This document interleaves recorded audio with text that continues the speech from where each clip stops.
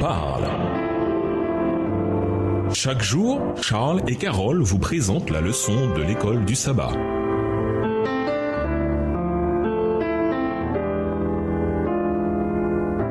Bienvenue dans votre émission Dieu nous parle. Voilà la leçon 2, un héritage impérissable.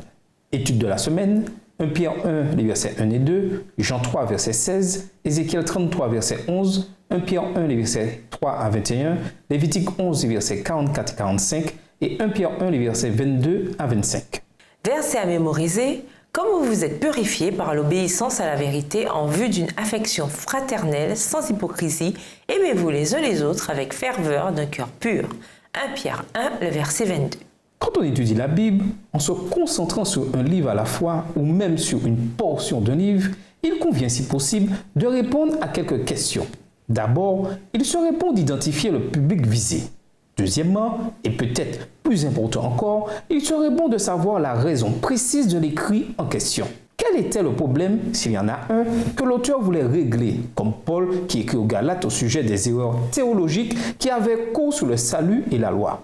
Comme nous le savons, une bonne partie du Nouveau Testament a été écrite sous forme d'épîtres ou lettres, et les gens écrivaient généralement des lettres afin de transmettre des messages spécifiques aux destinataires.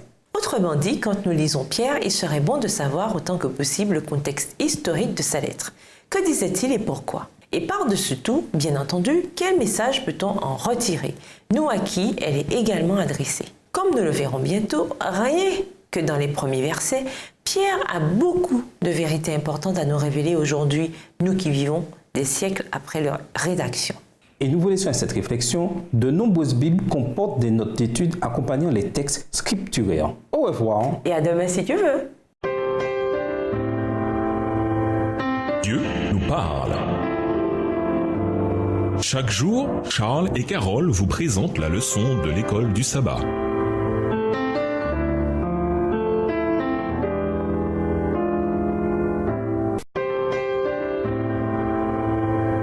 Dieu nous parle. Chaque jour, Charles et Carole vous présentent la leçon de l'école du sabbat.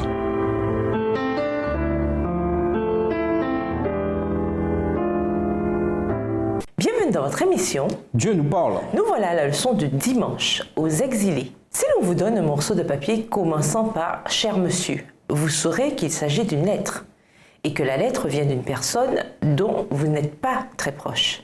Les lettres d'aujourd'hui ont une manière standard de commencer et c'était la même chose autrefois. La lettre commence comme n'importe quelle lettre. Elle identifie l'auteur et ceux à qui elle est destinée. Lisons 1 Pierre 1, verset 1. Que peut-on apprendre du contexte à partir de ce seul verset? 1 Pierre 1, le verset 1. Pierre, apôtre de Jésus-Christ, à ceux qui sont étrangers et dispersés dans le Pont, la Galatie, la Cappadoce, l'Asie et la Bithynie. Pierre s'identifie clairement. Son nom est le premier mot de la lettre. Pourtant, il se définit immédiatement comme apôtre de Jésus-Christ. Ainsi, comme Paul le fit souvent, Galates 1, verset 1, Romains 1, verset 1 et Éphésiens 1, verset 1. Pierre établit d'emblée ses références, soulignant ainsi son appel divin. Il était apôtre, c'est-à-dire envoyé, et celui qu'il avait envoyé était le Seigneur Jésus-Christ. Pierre identifie une région à laquelle sa lettre est destinée, le Pont, la Galatie, la Cappadoce, l'Asie et la Bithynie. Ce sont toutes des régions d'Asie mineure équivalent en gros à la zone de la Turquie située à l'est du Bosphore. Pierre écrivait-il plutôt aux croyants d'origine juive ou d'origine païenne? La réponse fait l'objet de débats. Les termes que Pierre emploie dans 1 Pierre 1, verset 1, étranger ou exilé, dispersion, diaspora, sont des termes que l'on attribue normalement aux Juifs qui vivaient en dehors de la Terre Sainte au 1er siècle. Les mots choisis et consécration ou sanctification dans 1 Pierre 1, le verset 2, conviennent aussi bien aux Juifs qu'aux chrétiens. Le fait de décrire ceux qui sont en dehors de la communauté, comme les païens ou les gens des nations, 1 Pierre 2, les versets 12 et 1 Pierre 4, verset 3, souligne également l'identité juive de ceux auxquels Pierre s'adresse. Certains commentateurs avancent de leur côté que ce que dit Pierre dans 1 Pierre 1, verset 18 et 1 Pierre 4, verset 3, serait plus approprié pour des païens convertis au christianisme qu'à des juifs. Après tout, Pierre aurait-il écrit à des juifs à propos de la vaine manière de vivre héritée de vos pères, dans la version Colombe? Ou bien leur aurait-il dit C'est suffisant en effet d'avoir dans le passé accompli la volonté des païens en marchant dans leur dérèglement, les convoitises, l'ivrognerie, les orgies, les beuveries et l'idolâtrie criminelle. 1 Pierre 4, le verset 3. Pourtant, le plus important pour nous n'est pas tellement de connaître ses destinataires, mais plutôt la teneur du message. Et nous vous laissons avec la question du jour. Comment vivons-nous à la lumière de la tension entre notre vie terrestre et notre demeure éternelle? Au revoir. Et à demain si Dieu veut. Dieu nous parle. Chaque jour, Charles et Carole vous présentent la leçon de l'école du sabbat.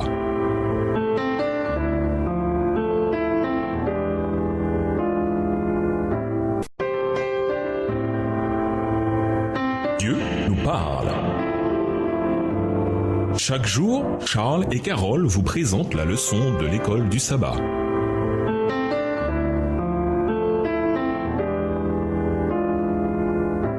Bienvenue dans votre émission. Dieu nous parle. Voilà la leçon de lundi. Élu. Lisons 1 Pierre 1, verset 2. Que nous indique également ce verset sur ceux à qui Pierre écrivait? Comment les appelle-t-il? 1 Pierre 1, le verset 2.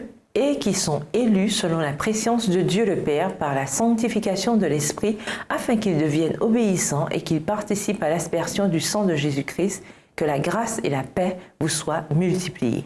Qu'il écrivit spécifiquement à des croyants juifs ou païens, Pierre était sûr d'une chose. Ils étaient élus selon la préscience de Dieu le Père. 1 Pierre 1, verset 2 dans la version Colombe. Il convient cependant d'être prudent ici.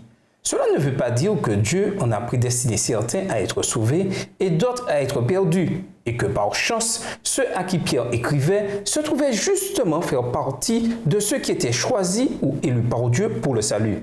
Ce n'est pas ce que la Bible enseigne. Lisons 1 Timothée 2, le verset 4, 2 Pierre 3, le verset 9, Jean 3, le verset 16, Ézéchiel 33, le verset 11. En quoi ces versets nous aident-ils à comprendre ce que Pierre voulait dire quand il appelait ces gens des élus? 1 Timothée 2, verset 4, qui veut que tous les hommes soient sauvés et parviennent à la connaissance de la vérité. 2 Pierre 3, le verset 9, le Seigneur ne tarde pas dans l'accomplissement de la promesse, comme quelques-uns le croient, mais il use de patience envers vous, ne voulant pas qu'aucun périsse, mais voulant que tous arrivent à la repentance. Jean 3, verset 16, car Dieu a tant aimé le monde qu'il a donné son Fils unique, afin que quiconque croit en lui ne périsse point, mais qu'il ait la vie éternelle. Ézéchiel 33, le verset 11, « Dis-leur, je suis vivant, dit le Seigneur l'Éternel. Ce que je désire, ce n'est pas que le méchant meure, c'est qu'il change de conduite et qu'il vive. Revenez, revenez de votre mauvaise voie. Et pourquoi mourriez-vous, maison d'Israël ?» La Bible dit clairement que Dieu voulait que tous soient sauvés. Ce plan en leur faveur a été institué dès avant la création du monde. En lui, il nous a choisis avant la fondation du monde. Éphésiens 1, verset 4. Tous sont élus au sens où l'intention originale de Dieu était que tous soient sauvés et qu'aucun ne soit perdu. Il a prédestiné toute l'humanité à la vie éternelle. Cela signifie que le plan du salut était suffisant pour que tous soient inclus dans l'expiation, même si tous n'accepteraient pas ce que l'expiation leur offrait. La préscience de Dieu est simplement sa connaissance préalable du libre arbitre des élus au sujet du salut. Cette préscience n'a en aucun cas forcé leur choix, pas plus qu'une mère sachant à l'avance que son enfant choisira le gâteau au chocolat au lieu des haricots verts, ne signifie que sa préscience du choix de l'enfant a forcé l'enfant à faire ce choix. Quel genre d'assurance pouvez-vous retirer de cette vérité réconfortante que Dieu vous a choisi pour être sauvé? Et nous vous laissons avec la question du jour. Si la foi n'est pas un sentiment, alors qu'est-elle donc? Au revoir. Et à demain si Dieu veut. Dieu nous parle. Chaque jour, Charles et Carole vous présentent la leçon de l'école du sabbat.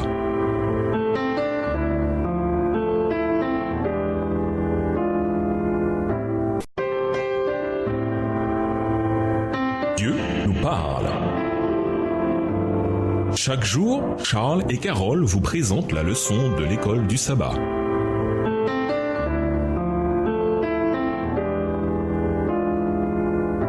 Bienvenue dans votre émission. Dieu nous parle. Nous voilà à la leçon de mardi.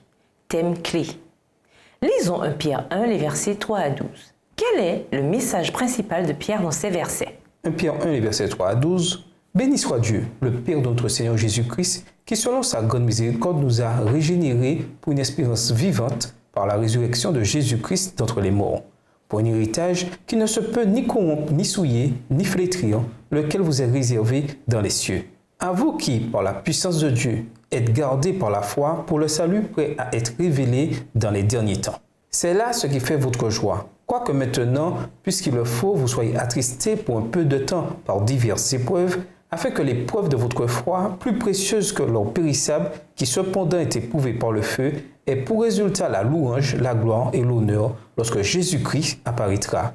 Lui que vous aimez sans l'avoir vu, en qui vous croyez sans le voir encore, vous réjouissant d'une joie ineffable et glorieuse. Verset 9, parce que vous obtiendrez le salut de vos âmes pour prix de votre foi.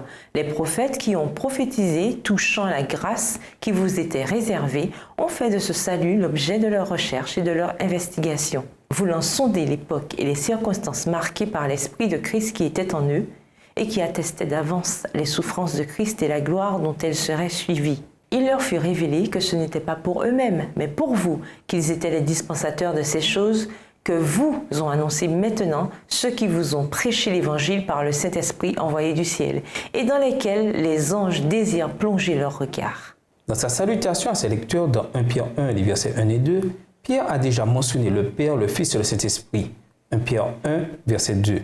Les trois membres de la divinité constituent le sujet de 1 Pierre 1, les versets 3 à 12. Le Père et le Fils sont le thème de 1 Pierre 1, les versets 3 à 9, et le Saint-Esprit tient une place importante dans 1 Pierre 1, les versets 10 à 12. Alors qu'il évoque le Père et le Fils et l'œuvre du Saint-Esprit, Pierre présente de nombreux thèmes sur lesquels il va revenir. Les chrétiens, commence Pierre, 1 Pierre 1, verset 3, voire également Jean 3, verset 7, sont nés de nouveau. Toute leur existence a été transformée par la résurrection de Jésus et par l'extraordinaire héritage qui attend les chrétiens au ciel. 1 Pierre 1, les versets 3 et 4. Ici, comme à bien d'autres reprises dans le Nouveau Testament, la résurrection de Jésus est la clé de l'espérance chrétienne. Cette espérance donne aux chrétiens une raison de se réjouir, malgré le fait que beaucoup de ceux qui lisent 1 Pierre soient dans la souffrance. Cette souffrance met leur foi à l'épreuve et l'affine, de la même manière que le feu éprouve et purifie l'or. Même si les lecteurs de Pierre n'ont pas vu Jésus de leurs yeux, ils l'aiment et croient en lui. Et l'issue de leur foi en lui, c'est le salut et la promesse d'un héritage impérissable, sans souillure, inaltérable, qui vous est réservé dans les cieux à vous. 1 Pierre 1, le verset 4. Pierre leur fait également savoir que les prophètes d'autrefois avaient prédit la grâce qui vous était destinée. 1 Pierre 1, le verset 10. Les prophètes de l'Ancien Testament avaient comme objet de leurs recherches et de leurs investigations.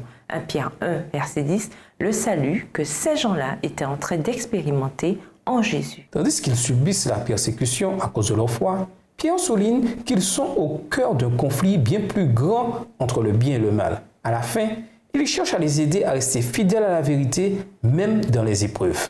D'abord, 1 Pierre 1, le verset 4, déclare qu'il y a un héritage qui vous est réservé dans les cieux à vous. Réfléchissez à cela à un niveau personnel. Il existe un endroit précis qui vous est réservé au ciel, personnellement. Comment réagir personnellement à cette merveilleuse promesse? Et nous vous laissons à cette question. L'auteur de 1 et 2 Pierre ne disposait ni d'Internet, ni des médias sociaux, ni de l'interconnexion dont nous jouissons aujourd'hui. Quels aspects de ces épîtres appliqueriez-vous directement à notre monde interconnecté? Au revoir. Et à demain si Dieu veut. Dieu nous parle. Chaque jour, Charles et Carole vous présentent la leçon de l'école du sabbat.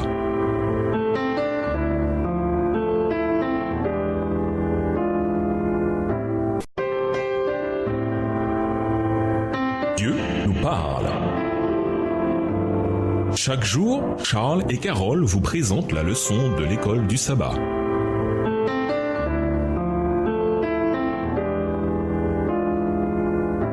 Bienvenue dans votre émission. Dieu nous parle. Voilà la leçon de mercredi, la vie du salut. Lisons 1 Pierre 1, les versets 13 à 21. D'après ce passage, qu'est-ce qui devrait motiver le comportement chrétien? 1 Pierre 1, les versets 13 à 21. C'est pourquoi saignez les reins de votre entendement, soyez sobres et ayez une entière espérance dans la grâce qui vous sera apportée lorsque Jésus-Christ apparaîtra. Comme des enfants obéissants, ne vous conformez pas aux convoitises que vous aviez autrefois quand vous étiez dans l'ignorance. Mais, puisque celui qui vous a appelé est saint, vous aussi soyez saints dans toute votre conduite, selon qu'il est écrit, vous serez saints, car je suis saint. Verset 17. Et si vous invoquez comme Père celui qui juge selon l'œuvre de chacun, sans acception de personne, conduisez-vous avec crainte pendant le temps de votre pèlerinage, sachant que ce n'est pas par des choses périssables, par de l'argent ou de l'or, que vous avez été rachetés de la vaine manière de vivre que vous avez hérité de vos pères, mais par le sang précieux de Christ, comme d'un agneau sans défaut et sans tache, prédestiné avant la fondation du monde et manifesté à la fin des temps à cause de vous, qui par lui croyez en Dieu, lequel a ressuscité des morts et lui a donné la gloire, en sorte que votre foi et votre espérance reposent sur Dieu. L'expression « c'est pourquoi » qui introduit 1 Pierre 1, verset 13, montre qu'il y a un lien entre ce que Pierre vient de dire et ce qu'il va dire. Comme nous l'avons vu dans l'étude de mercredi, Pierre venait de parler de la grâce de Dieu et de l'espérance que les chrétiens ont en Jésus-Christ. 1 Pierre 1, les versets 3 à 12. En conséquence de cette grâce et de cette espérance, Pierre exhorte donc ses lecteurs à mobiliser leurs facultés mentales, 1 Pierre 1, verset 13. Autrement dit, pour répondre au salut qu'ils ont en Jésus, ils doivent se préparer mentalement afin de rester fermes et fidèles, 1 Pierre 1, verset 13. Lisons 1 Pierre 1, verset 13. Que signifie mettre toute son espérance dans la grâce apportée par la révélation de Jésus? 1 Pierre 1, verset 13. C'est pourquoi saignez les reins de votre entendement, soyez sobres, ayez une entière espérance dans la grâce qui vous sera apportée lorsque Jésus-Christ apparaîtra. Aucun doute là-dessus. Pierre leur dit que leur espérance ne repose qu'en Jésus. Mais il souligne ensuite qu'un certain niveau de comportement est attendu des chrétiens en conséquence de leur salut. Il note 3 des grandes motivations qui sous-tendent le comportement chrétien. Le caractère de Dieu, 1 Pierre 1, les versets 15 et 16, le jugement à venir, 1 Pierre 1, verset 17, et le prix de la rédemption, 1 Pierre 1, les versets 17 à 21. La première chose qui doit motiver le comportement chrétien, c'est le caractère de Dieu. Ce caractère peut se résumer ainsi, Dieu est saint. Pierre cite Lévitique 11, les versets 44 et 45, quand il dit « Vous serez saints, car moi je suis saint » 1 Pierre 1, verset 16. Par conséquent, ceux qui suivent Jésus doivent également être saints 1 Pierre 1, les versets 15 à 17. Deuxième motivation, c'est lorsque l'on prend conscience que Dieu, qui est saint, jugera chacun impartialement selon ses œuvres 1 Pierre 1, verset 17. Troisième motivation, les chrétiens ont été rachetés. Cela signifie qu'ils ont été rachetés à un grand prix, un très grand prix, le sang précieux de Christ. 1 Pierre 1, verset 19. Pierre souligne que la mort de Jésus n'était pas un accident de parcours, mais un événement établi dès avant la fondation du monde. 1 Pierre 1, verset 20. Qu'est-ce qui vous motive à être chrétien? Si quelqu'un vous demandait « Pourquoi es-tu chrétien ?» Quelle serait votre réponse et pourquoi? Venez en classe avec vos réponses ce sabbat. Et nous vous laissons cette question. Quel acte tangible pouvez-vous faire aujourd'hui pour mener une vie plus sainte? Au revoir. Et à demain si Dieu veut. Dieu nous parle. Chaque jour, Charles et Carole vous présentent la leçon de l'école du sabbat.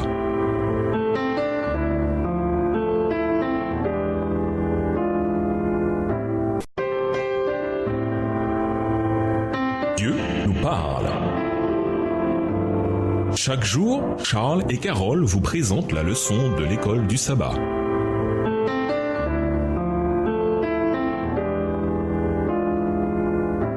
Bienvenue dans votre émission. Dieu nous parle. Nous voilà à la leçon de jeudi. Aimez-vous les uns les autres. Pierre incite ensuite les chrétiens à concrétiser l'excellence d'une vie de sainteté et de fidélité. Lisons 1 Pierre 1, les versets 22 à 25. Que dit-il de crucial ici sur ce que signifie concrètement être chrétien? 1 Pierre 1, les versets 22 à 25. Ayant purifié vos âmes en obéissant à la vérité pour avoir un amour fraternel sincère, aimez-vous ardemment les uns les autres de tout votre cœur, puisque vous avez été régénérés non par une semence corruptible, mais par une semence incorruptible, par la parole vivante et permanente de Dieu. Car toute chair est comme l'herbe, et toute sa gloire comme la fleur de l'herbe. L'herbe sèche et la fleur tombe, mais la parole du Seigneur demeure éternellement. Et cette parole est celle qui vous a été annoncée par l'Évangile. Le postulat de Pierre, c'est que les chrétiens sont déjà purifiés, comme vous êtes purifiés, et qu'ils vivent en obéissance à la vérité. 1 Pierre 1, verset 22. Le verbe purifier est étroitement lié au mot saint et sainteté, qui renvoie à ce que Pierre a écrit quelques versets plus haut, 1 Pierre 1, verset 15. À travers leur engagement envers Jésus et par leur baptême, comparé à 1 Pierre 3, les versets 21-22, les chrétiens se sont purifiés en se mettant à part pour Dieu et ils font cela en obéissant à la vérité. Ce changement dans leur vie a une conséquence naturelle. Ils se trouvent à présent dans une relation étroite avec ceux qui partagent leur vision du monde. Ces liens sont si étroits que Pierre les compare aux liens familiaux. Les chrétiens doivent agir par amour fraternel. Le mot en grec dans 1 Pierre 1, verset 22, quand il évoque l'affection fraternelle, est Philadelphia, qui signifie littéralement amour du frère, de la sœur. C'est l'amour que l'on a les uns envers les autres au sein d'une famille. Il y a plusieurs mots différents en grec qui sont traduits par amour. Philia, amitié, eros, l'amour passionné d'un mari ou d'une femme, agapé, un amour pur qui cherche le bien de l'autre. Le terme qu'emploie Pierre quand il écrit « Aimez-vous les uns les autres avec ferveur » 1 Pierre 1, verset 22, est lié à agapé, qui signifie généralement l'amour pur qui recherche le bien des autres. C'est certainement la raison pour laquelle il a ajouté l'expression « d'un cœur pur » 1 Pierre 1, verset 22. Ce cœur dont on hérite lorsqu'on est né de nouveau 1 Pierre 1, verset 23, voire également 1 Pierre 1, verset 3, par l'intermédiaire de la parole de Dieu qui est incorruptible. Ce genre d'amour ne vient que de Dieu. Un cœur égoïste, égocentrique et irrégénéré est incapable de le manifester. Et c'est sûrement pour cela que Pierre insiste autant sur le fait d'être purifié et l'obéissance à la vérité. 1 Pierre 1, verset 22. La vérité n'est pas simplement quelque chose en quoi. Elle doit être vécue. Comment apprendre à être plus aimant ? Quel choix doit-on faire pour être à même de manifester le genre d'amour qui procède d'un cœur pur ? Et nous vous laissons cette question de réflexion. Dans 1 Pierre 1, verset 22, il est dit « Aimez-vous donc ardemment les uns les autres d'un cœur pur ». Qui sont ces uns et ces autres auxquels l'apôtre se réfère? Au revoir. Et à demain si Dieu veut. Dieu nous parle. Chaque jour, Charles et Carole vous présentent la leçon de l'école du sabbat.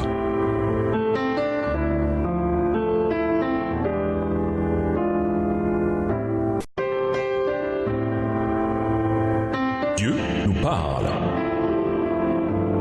Chaque jour, Charles et Carole vous présentent la leçon de l'école du sabbat.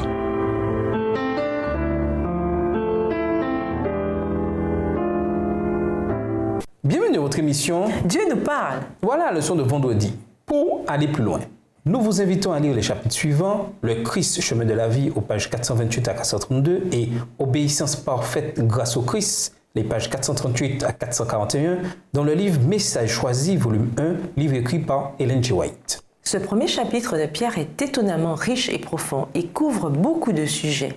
Pierre commence son épître par une méditation sur le caractère de la divinité en introduisant le Père, le Fils et le Saint-Esprit. Le Père a donné un sauveur en la personne de son Fils Jésus-Christ et nous sommes élus en lui pour la sanctification et l'obéissance. Nous parvenons à aimer Jésus et en lui nous nous réjouissons d'une joie débordante car par sa mort et sa résurrection, nous avons la promesse d'un héritage impérissable au ciel. Même dans les épreuves, nous pouvons ainsi nous réjouir grandement dans le salut qui nous est offert en Christ. Ces lettres étaient destinées à ranimer le courage, à raffermir la foi de ceux qui passaient par l'épreuve et l'affliction et à renouveler les bonnes œuvres des fidèles qui, assaillis par de nombreuses tentations, risquaient de perdre leur confiance en Dieu. En attendant, le Saint-Esprit agissait à travers les prophètes pour donner un aperçu de l'époque dans laquelle vivraient Pierre et ses lecteurs. Par conséquent, les chrétiens doivent mener des vies saintes, remplies d'obéissance à la vérité, dans des communautés caractérisées par ce genre d'amour qui provient d'un cœur pur. À méditer, en classe, passez en revue les réponses à la question de l'étude de mercredi. Quelle est votre motivation à être chrétien? Quels sont leurs points communs? Quelles sont leurs différences? Par deux fois dans ce premier chapitre, 1 Pierre 1, les versets 3 et 21, Pierre aborde la résurrection de Jésus. Qu'y a-t-il de si crucial pour notre foi dans la résurrection? Pierre a parlé d'un héritage impérissable, voire également Daniel 7, verset 18. Qu'est-ce que cela signifie? Pensez à toutes les choses de ce monde et à cette vie qui disparaît peu à peu ou bien qui peut être détruite instantanément. Qu'est-ce que cela nous indique sur combien notre héritage promis est merveilleux? De quelle manière notre foi grandit-elle dans les épreuves? Autrement dit, quel choix peut-on faire pour tirer des leçons de ce que nous traversons? Pour conclure, les paroles de Pierre dans 1 et 2 Pierre montrent l'ardent désir de l'apôtre de s'occuper de la jeune Église, afin que ses membres comprennent comment mener une vie sainte. Ses écrits foisonnent d'instructions utiles, depuis les relations des esclaves jusqu'aux faux docteurs. Mais le cœur du message de Pierre est un appel à mener une vie sainte basée sur la grâce que Dieu a étendue jusqu'à nous par la mort de son Fils. Une vie sainte ne veut pas dire que l'on se focalise sur soi. C'est avant tout un appel à nous aimer profondément les uns les autres et à garder notre cœur de ce qui pourrait nous amener à nous focaliser sur nous-mêmes plutôt que sur nos semblables. Au revoir. Et à demain si Dieu veut. Dieu nous parle. Chaque jour, Charles et Carole vous présentent la leçon de l'école du sabbat.